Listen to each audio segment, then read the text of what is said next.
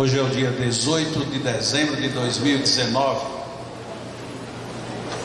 e para cumprir uma obrigação legal, edital de convocação de Assembleia Geral Extraordinária, o presidente do Lar Espírita Alvorada Nova, Leano, o uso que faz do artigo 16 do Estatuto, a linha 1, bienalmente no mês de dezembro, eleger os membros da diretoria e do Conselho Fiscal. Tudo isso no seu estatuto, vem através deste edital convocar os associados fundadores e efetivos que estejam quites com suas obrigações sociais perante o LEAN para deliberarem a respeito da eleição da sua nova diretoria para o biênio de 2020 e 2021, bem como do Conselho Fiscal.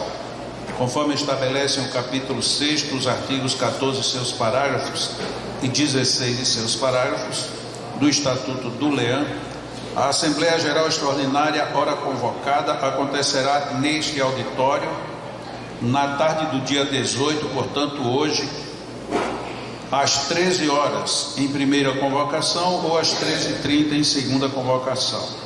Esse edital foi publicado no dia 6 de dezembro deste ano, conforme recomenda o próprio Estatuto.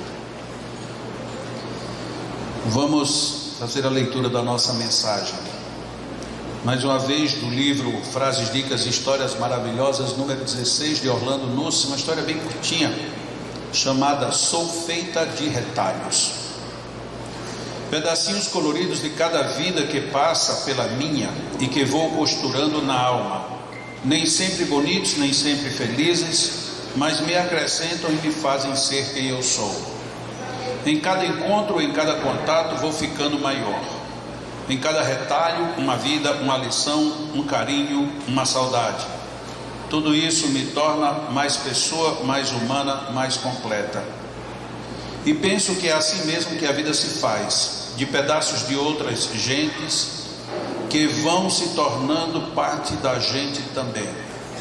E a melhor parte é que nunca estaremos prontos, finalizados. Haverá sempre um retalho novo para adicionar à alma. Portanto, gratidão a cada um de vocês que fazem parte da minha vida e que me permitem engrandecer minha história com os retalhos deixados em mim. Que eu também possa deixar pedacinhos de mim pelos caminhos e que eles possam ser parte das suas histórias. E que assim, de retalho em retalho, possamos nos tornar um dia um imenso bordado de nós. Autor desconhecido. Em cima dessa história, eu poderia começar agora por um pronunciamento bem diferente do que os que eu costumeiramente faço aqui. Vamos agora observar os defeitos dos outros, mas observar muito, severamente, todos os defeitos que a gente encontrar nas pessoas, todos. Mas assim que a gente encontrar um defeito, na mesma hora a gente se pergunta: e esse defeito existe em mim? Se existe, como é que ele é tão feio no outro? E aí encontra o segundo defeito e novamente jogue ele em você mesmo. Porque tem defeitos que não são defeitos, são pontos de vista. A pessoa penteia o cabelo de uma forma estranha, isso aí não tem muito jeito a dar, porque pode ser que a pessoa olhe para o seu cabelo e também ache estranho. Então isso não tem jeito. Mas se nós acharmos que a pessoa tem a mania de ficar falando dos outros, na hora que eu estou olhando esse defeito dos outros, o que é que eu estou fazendo? E aí, a partir desse momento, a gente para de analisar os defeitos e já recicla em si próprio. Bom, já não vou mais condenar. Se você começar por isso, você já não vai ver defeito em mais ninguém. Mas se mesmo assim a gente continuar vendo defeitos, esses defeitos têm que ser corrigidos em nós. Não adianta a gente ver um defeito do outro, porque o do outro é maior do que o meu. Não é essa a proposta. A proposta é: vamos ver os defeitos. E os defeitos que a gente encontrar nos outros, a gente tirar de nós. Não ter mais aquele defeito, não admitir aquele defeito na gente, porque se a gente não está gostando desse defeito nos outros, por que em mim ele pode valer? Tem muita gente, por exemplo, que reclama de que fulano chega atrasado. Tá bom, e você chega atrasado? Não. Você chega cedo demais? Sim. E o que é que você faz quando você chega cedo demais? Você compensa o atraso dos outros ou fica esperando os outros chegarem só para apontar o defeito? Porque é muito comum a gente fazer isso. A gente aponta o defeito dos outros, mas na hora que a gente tem algo a nosso favor, a gente não aproveita, a gente simplesmente deixa de lado. essa reflexão que foi lida, ela é muito apropriada para isso. Se a gente toma nós como coletivo, como pronome, ou se a gente toma nós como substantivo, nós dados, de uma forma ou de outra a história vale do mesmo jeito. É tanto que o autor coloca no finalzinho, quando ele diz nós, ele coloca entre aspas, para que a gente pense talvez nisso. Será a mudança em nós pessoas, ou a feitura dos nós em nós mesmos? Porque se eu tenho defeito e não consigo tirá-lo, pelo menos que eu o amarre, que eu o deixe menor, que eu o deixe de uma forma estranha, para que os outros também vejam e quem sabe assim eu me corrija. Porque se não for dessa forma, a gente vai estabelecer um princípio sempre desarmônico na nossa vida. Porque é impressionante como nós temos a tendência de querer corrigir o outro. E todas as vezes que eu quero corrigir o outro, o princípio é: eu só quero corrigir o outro aquilo que eu reconheço como defeito. E aquilo que eu reconheço como defeito, eu tenho referência própria. E se eu tenho referência própria, a partir dali eu já não posso cometer o mesmo defeito, eu já não posso transitar aquele mesmo defeito. Um dia, num diálogo, duas pessoas discutiam assim: não, mas você é muito chato. Ele disse: se você não é chato, não, disse, exatamente, como eu sou chato, eu posso criticar você. Mas talvez essa não seja bem a regra. A regra é: olha, vamos mudar o tom que a gente está usando, vamos ser mais agradáveis, porque a diferença entre ser chato e ser agradável muitas vezes é somente a modulação da voz, a composição da frase, o momento ideal de se expor. Porque o que precisa ser dito deve ser dito, mas como deve ser dito? Por isso que existem duas palavras que envolvem essa questão: o bem dito e o mal dito. Que se a gente junta as duas, bem com dito e mal com dito, a gente vai ter coisas que seriam ou divinas ou demoníacas. Isto é maldito, isto é bendito, isso é benfazejo, isso é malfazejo.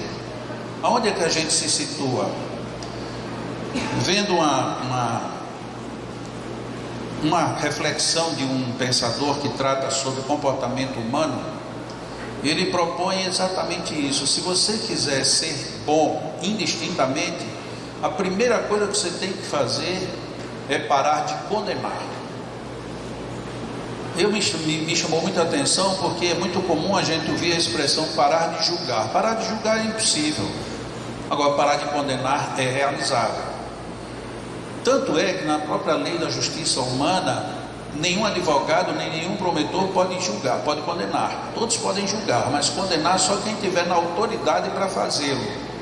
Quando nós falamos do dia a dia da vida de cada um de nós estamos falando que esse modelo, esse padrão, essa credencial, quem dá é um elemento chamado envergadura moral, alta moral. Então só quem pode nos condenar é quem tem alta moral. Mas se nós não temos alta moral, como é que a gente vai se ajustar? Através do diálogo. Para isso existe o diálogo, para isso existem as oportunidades de conversa honesta, franca e aberta. De que adianta eu dizer que sou teu amigo, você se colocar como meu amigo e a gente não poder conversar sobre assuntos delicados? Entre amigos não existem assuntos delicados. Existem assuntos que podem esperar uma condição especial de ser dialogado. E existem assuntos que têm que ser dialogado abertamente em qualquer lugar, se é que somos amigos. E se nós não somos amigos, já sugere de forma indireta a leitura do Pequeno Príncipe: se não somos amigos, que sejamos. É o primeiro passo. Então que sejamos amigos. Eu já contei essa história há muito tempo. Eu tenho um filho que ele, quando ele bem mais jovem, ele ali pelos 12, 13 anos de idade, ele era super atirado e ele era bem diferente do que ele é hoje. Hoje ele é bem mais retraído, ele chega nos lugares hoje, fica quieto, fica calado, não diz nada, mas quando jovem, ele chamava a atenção de tudo e de todos. E naquele ano, o ano letivo estava começando e tinha um bocado de pessoas novatas na escola. E aí ele saiu falando de um por um. Quem ele via que era novato: oi, tudo bem, tudo bem? É a primeira vez que você está vindo aqui? Estou começando hoje, que legal, essa escola aqui é muito boa e tal. E ele fazia o maior auê. E numa determinada hora vinha chegando uma menina e ele chegou: e aí, tudo bem? E ela ficou calada. Ele disse: eu falei com você, você não vai falar comigo? Minha família disse para eu não falar com quem eu não conheço. Por isso não, muito prazer. Deu a mão e já disse o nome e o seu nome, como é. E a menina ficou desconcertada, porque a partir dali ela já não podia mais dizer que não o conhecia. É a maneira que a gente tem de fazer a aproximação, de fazer a relação. O problema é que é muito cômodo eu dizer, fulano é muito chato, quis falar e a pessoa nem me respondeu. Não respondeu e agora é chato para quem? Para quem não respondeu ou para você? É para o outro. Mas você está desconfortável, então saia da zona de desconforto. Qual é a sua zona de desconforto? Ir até lá e resolver. Ou então, se você acha que não tem solução mesmo, não condene mais nem nada, admita, o outro é assim, é um direito que o outro tem. Agora, nós, em vez de tomarmos a decisão, seja pelo sim ou seja pelo não, a gente simplesmente fica na querela, discutindo, apontando, condenando, e isso aqui é o pior de tudo. Porque há um princípio muito lógico nisso tudo. Se eu estou conversando com você, estou condenando os outros, sobra uma grande possibilidade de quando eu me afastar de você, eu condenar você lá fora para os outros. Então todo mundo que fala muito mal dos outros é por isso mesmo não confiável. E lá na frente é que a gente vai descobrir isso, que as pessoas só se aproximam da gente, vou usar uma expressão bem típica do Nordeste, para dar corda, para a gente fazer o que não deve, porque sabe que você é afoito, sabe que você se acha o tal, então se dá corda e você vai na corda. Mas na hora que o negócio complica, as pessoas saem de perto. Por quê? Porque você já tem o hábito natural de sair condenando. E quando você condena, ninguém quer estar perto de você, porque ninguém sabe que tipo de condenação você vai receber. Nós somos feitos de retalhos igual a história, muitos retalhos. E na hora ali foi dito que tem retalhos coloridos, tem retalhos não tanto. Tem retalhos felizes e tem retalhos infelizes. Eu comecei hoje fazendo a sugestão bem dura, vamos olhar os defeitos dos outros. Mas em que sentido? Cada defeito que eu encontrar no outro, eu corrijo em mim o mesmo defeito. Não é nem corrigir o outro, é uma equação linear. Fulano tem o defeito de, o escatológico. Fulano tem o desrespeito de arrotar em público. Você tem isso? Não. Então você não tem. Torça para que o outro não faça mais. Ou então, se você tiver amizade, vá lá e converse. Diga que pelo menos coloque a mão, porque tem pessoas que têm problemas graves de refluxo e que, se não arrotarem, vão passar mal. Então, às vezes, a gente simplesmente condena que o outro tem um defeito, mas a gente nem sequer avalia de onde vem aquilo. E assim sucessivamente, em quase tudo na nossa vida. Nós precisamos sim aceitar os retalhos bons e os ruins. Mas a gente condena tanto os maus retalhos que quando eles vêm, a gente não gosta, e quando chega lá na frente é que a gente aprende que aquele poderia ter sido uma boa lição e naturalmente teria feito com que a gente evitasse determinados erros que a gente comete na vida. Por que é que os jovens não aceitam muito bem as orientações dos pais? Porque eles acham que os pais viveram numa outra época, e de fato todos nós vivemos numa outra época. Só que os erros, as falhas, os cometimentos infelizes continuam do mesmo jeito. Não mudam às vezes na intensidade, na agressividade ou na forma da abordagem, mas os males continuam os mesmos. E nós podemos corrigi-los. Mas tem muitos pais hoje em dia, por exemplo, que dizem assim: deixa que a vida vai ensinar. É um preço muito caro, é o preço mais caro, é o preço que a vida nos ensina. O mais barato é aquele que a gente aprende em casa. Você hoje não vai sair, me dê o seu celular que vai ficar guardado. Mas se os meus amigos, isso é outra história, você foi quem escolheu. Mas eu não sabia que tem essa opção, agora você sabe. Então a gente tem meios de tanto forçar, de corrigir, de direcionar, de dominar e de fazer com que prevaleça o bem, melhor do que amanhã a gente sair condenando. E aí hoje a gente vê com muita frequência pais condenando outros pais, pais condenando outros filhos, e quando não dá para condenar nem os pais nem os filhos, a gente condena a tecnologia, e nos esquecemos que por trás disso tudo estamos nós, os pais condenando, que estão em condenação, sendo altamente condenados porque está acontecendo a mesma coisa. Essa história de que tem gente do mau caminho que está colocando meu filho na perdição, e isso a gente sabe, não existe. O que existe somos nós que não educamos os nossos filhos suficientemente. Mas é porque tem criança que já nasceu com instinto ruim. E para que é que Deus colocou essa criança na sua vida? Para você incentivar o instinto ruim ou para você começar a modelar tudo isso. Então nós sabemos que temos como analisar e tirar proveito disso, mas ao contrário, na maioria das vezes esses nós a gente quer jogar fora, quer se descartar dele e depois fica muito mais difícil. Então o ideal que a gente faz é como foi contado na historinha. Todos os nós que aparecem nas nossas vidas, nós felizes de uma amizade, de uma alegria, de um bom passeio, de uma ajuda, são ótimos, mas são nós. E todos os nós infelizes também são nós. E como nós somos feitos de retalhos, nós precisamos de todos eles. Nuns a gente aprende, noutros a gente ensina, e em outros a gente apenas convive. Assim a vida, assim a natureza. E é assim que nós devemos fazer para tirar o melhor proveito do retalho que nós somos. Deus Senhor, bondade absoluta, estamos aqui em mais uma quarta-feira,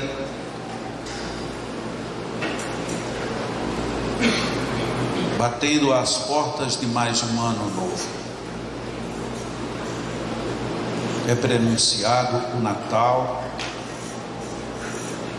que para muitos é apenas uma festa, para outros um encontro, para outros um momento de recolhimento, para outros ainda momentos de reflexões nem sempre muito felizes. Mas o fato é que apesar de toda a comercialização da data, nós te agradecemos, Senhor, porque direto ou indiretamente celebramos a vinda de Jesus a nós, trazendo-nos o Evangelho, trazendo-nos e mostrando-nos caminhos para prosseguirmos em harmonia. Sim, reconhecemos, muitas vezes é difícil sermos seguidores de Jesus, mas também sabemos, é buscando, é tentando, é caminhando nas pegadas dele, que nós chegaremos mais adiante, inclusive com mais força e equilíbrio, para ajudarmos e resgatarmos aqueles que se demoram ao longo do caminho. Agradecemos, Senhor, pela presença de amigos espirituais que nunca nos abandonam e que fazem também com que o nosso Natal seja mais grandioso, trazendo-nos renovação de esperanças e compromissos para sermos melhores a cada ano. E que sejamos não porque apenas o mundo precisa, sejamos porque nós precisamos. Nós precisamos ser melhores para estarmos melhores. Nós precisamos pensar melhor para poder realizar melhor. Nós devemos, Senhor, fazer todo o esforço em busca do bem e, encontrando-o, espalhá-lo em Teu nome. Que nossa vida seja grandiosa, que não tenhamos a menor mesquinhez no sentido da grandiosidade do bem em nossas vidas. Que a nossa vida seja sempre uma fonte de exemplos de que tudo é superável, de que tudo pode ser vencido e de que a Tua mão está sempre a nos sustentar e que os Teus mensageiros estão sempre a nos indicar melhores opções. Agradecemos por isso, agradecemos porque sem isto talvez estivéssemos ainda nas pedras, estivéssemos ainda rolando por aí, sem saber sequer o que tínhamos vindo fazer neste mundo. Muito obrigado, portanto, Deus, contando com as Tuas bênçãos, que agora se fazem de uma forma mais intensa e física, pelos fluidos que os Espíritos amigos nos trazem, e pelos fluidos magnéticos dos nossos magnetizadores, que também vêm aqui todas as quartas-feiras, com idênticos propósitos no campo do bem. Estes fluidos que estão nos envolvendo são capazes de nos proporcionar verdadeiras restaurações de alma e de corpo, mas é preciso que nós façamos a nossa parte. É preciso que nós nos compenetremos de que a vida é uma bênção e poderíamos até dizer, viver é um milagre. E é dentro deste milagre que nós nos movemos, e é neste milagre que nós nos equilibramos. Portanto, temos muito a agradecer por muito e muito que temos recebido. Temos muito a devolver à vida por toda a boa plantação que tem sido feita em nossa alma. Expiremos gratidão sempre. E neste momento inspiremos estes fluidos, fazendo com que eles nos penetrem corpo, alma. Expiremos a nossa gratidão a Deus e inspiremos outro hausto de fluidos renovadores. Tenhamos confiança, sim, estes fluidos renovam-nos as células, renovam-nos os sistemas, renovam-nos a alma. Expiremos agradecendo sempre. Inspiremos bênçãos e fluidos, energias saturadas de componentes que são verdadeiros medicamentos da alma. E expiremos com gratidão por tudo que temos recebido. Quanto mais confiança tivermos, quanto mais convicção e abertura de almas colocarmos em nós mesmos, maiores benefícios alcançaremos nestes momentos. Portanto, inspiremos mais uma vez profundamente. Retenhamos um pouco estes benefícios e expiremos expressando a nossa gratidão a Deus e à vida. Inspiremos